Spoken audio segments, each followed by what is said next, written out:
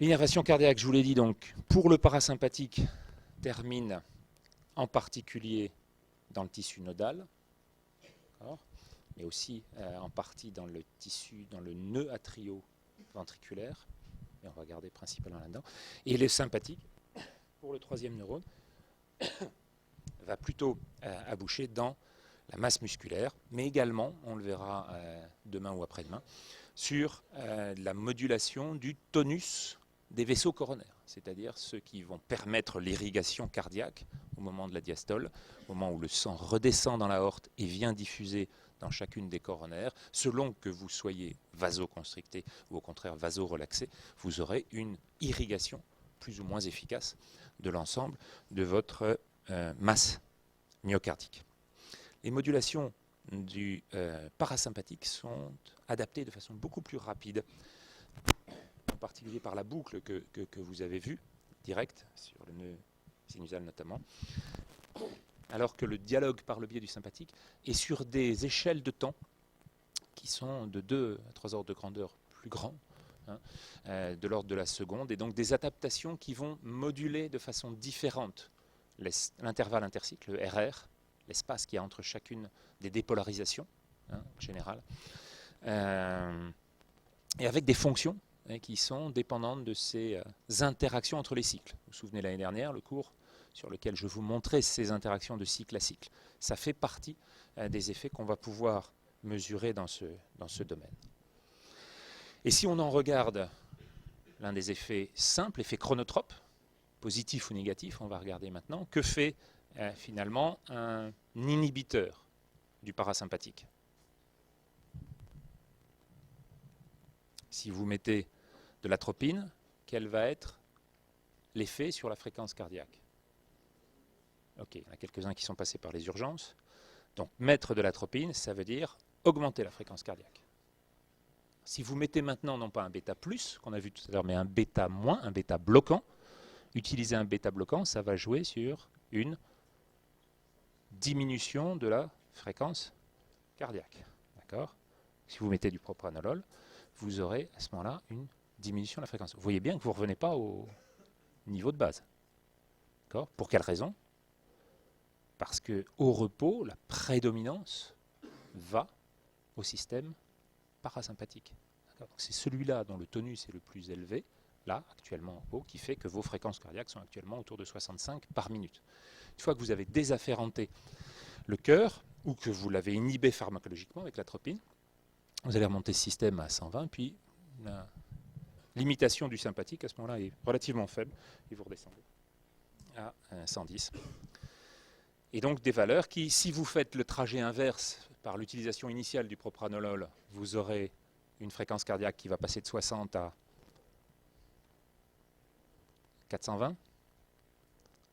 Non, passer à 50. D'accord. Si vous mettez ensuite de l'atropine, vous aurez un schéma qui va commencer par diminuer votre fréquence cardiaque par l'objet du bêta-bloquant, et puis ensuite augmenter, et vous retombez par contre là, quel que soit le chemin que vous employez, sur les mêmes valeurs, entre 100 et 120, c'est autour de 110. D'accord. Et qu'est-ce que vous avez mis en évidence là? Vous avez mis en évidence un système contrôlé dont vous avez finalement supprimé les deux principales voies de contrôle, sympathique et parasympathique. Vous arrivez à quelle valeur de fréquence cardiaque?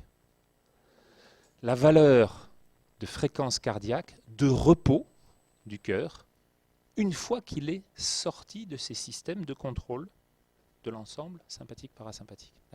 Donc un cœur isolé, vous prenez un cœur isolé perfusé, vous allez vous retrouver dans une situation dans laquelle spontanément, sa valeur cardiaque pour un cœur humain est aux alentours de 100-120, aux alentours de 110. D'accord? Dans quelle situation, non pas courante, mais régulière, vous allez vous retrouver avec ce type précis de situation? D'accord? Lorsque vous avez coupé un cœur, vous l'avez désafférenté, vous l'avez sorti, réparer les vivants, c'est ça, sortir un cœur de la cage thoracique, aller le poser dans une autre, ça veut dire qu'au moment où vous le posez et que vous en finalement recousez les vaisseaux, vous n'avez pas de capacité à mettre en contact direct l'ensemble des fibres parasympathiques précédente avec les suivantes. Ça va prendre du temps à repousser, ça repoussera jamais complètement. Il y aura une influence qui restera à la médule surrénale, donc au système général et au système hormonal, mais l'influence parasympathique et sympathique, elle ne va pas être évidente du tout pendant les premières semaines. Donc votre patient transplanté, tout récemment transplanté, se retrouve dans une situation dans laquelle son cœur va battre à 110, entre 100 et 120 globalement, normalement. C'est ça l'effet qu'on a mis en évidence ici. Un cœur désafférenté, dénervé, un cœur transplanté va avoir une fréquence cardiaque très largement supérieure, qui est sa fréquence spontanée, sa fréquence propre. Et puis on va terminer pour les 5 dernières minutes pour voir ces écarts de hiérarchie justement et vous donner là cette fois-ci un petit angle un peu plus large encore sur ce que sont ces contrôles généraux et ce qu'on doit comprendre, pourquoi je vous mets des petites échelles entre l'échelle moléculaire, cellulaire, d'organes, d'individus et d'espèces. C'est pour quelques raisons dont vous avez peut-être entendu Jean-Claude Amessen parler le samedi matin, maintenant le dimanche matin, sur France Inter, en particulier autour de ce que sont les échelles et les dialogues qu'il y a entre ces différentes étapes. D'accord ?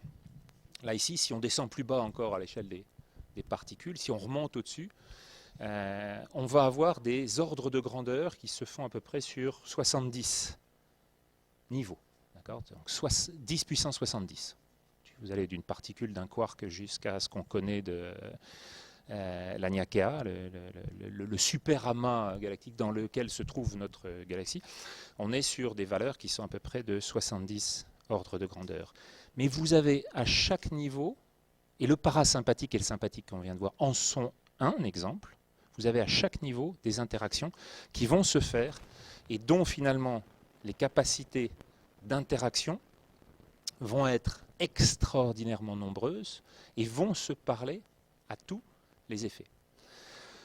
Et de l'ensemble de ces échelles, on doit concevoir que cette partie sur laquelle joue l'évolution vont optimiser au fur et à mesure et choisir les systèmes les plus adaptés dans l'environnement du moment.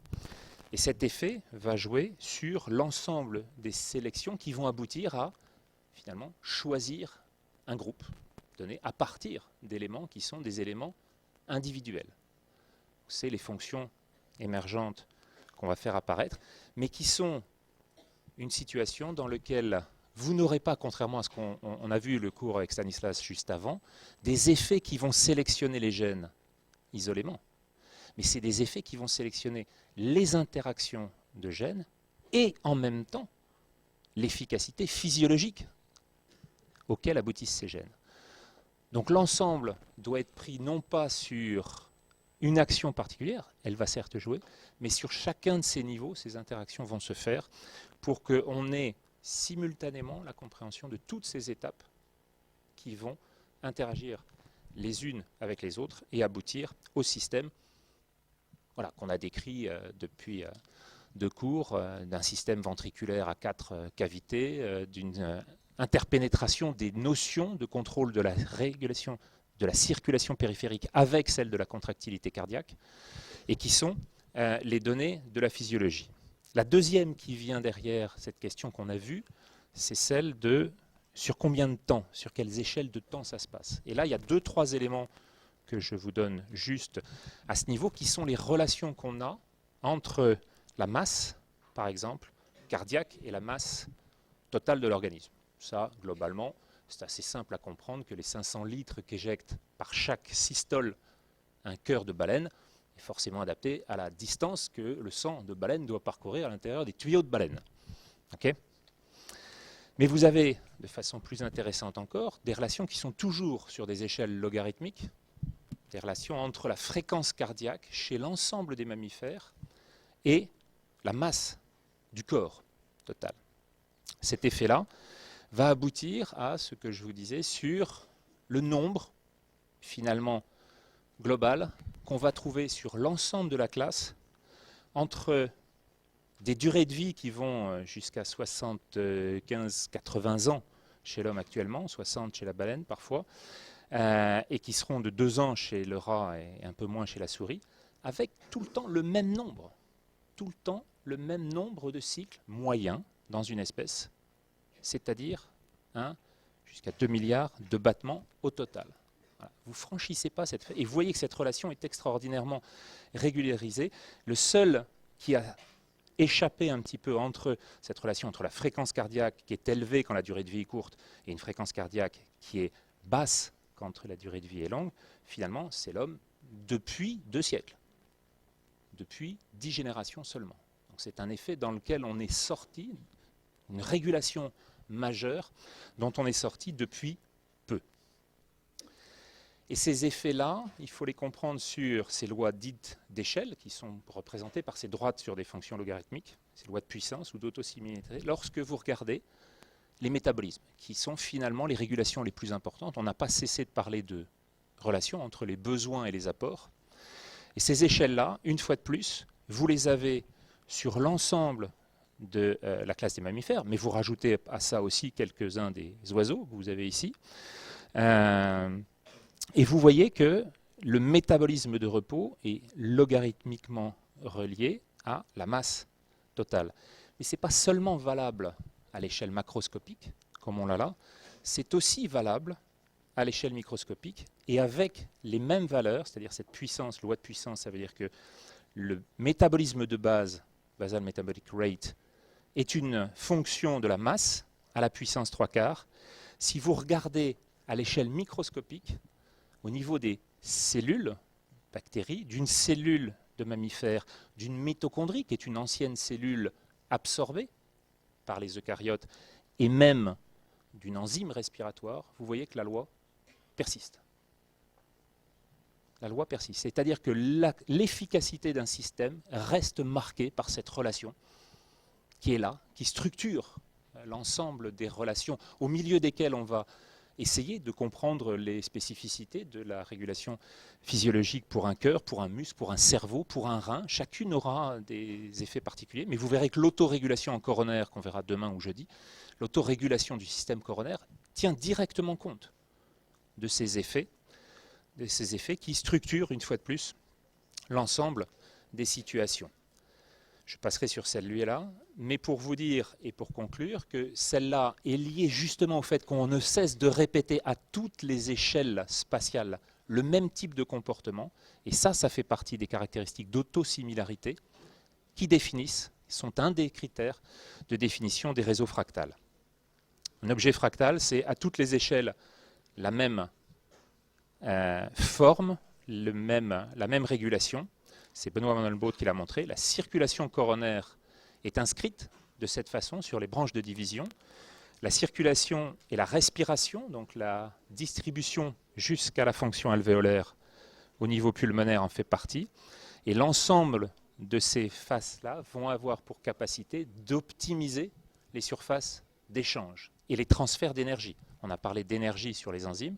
Les surfaces d'échange, ça vous rappelle quelque chose ? C'est précisément ce qu'on a vu sur l'augmentation de la surface des capillaires qui permet d'avoir une fonction de transfert la plus importante possible. Sur tous ces effets-là, vous avez des régulations qui sont en place à l'intérieur de systèmes qui structurent la totalité du vivant et la totalité des relations, puisque vous l'avez vu, on est à l'échelle moléculaire au niveau des enzymes respiratoires, on passe au niveau de la mitochondrie. Quand on arrive dans le poumon humain, on reste sur le même type de distribution, et quand on augmente après, il reste cette forme particulière de géométrie, et on en verra pour demain la suite au niveau du baroréflexe. Merci, bon appétit.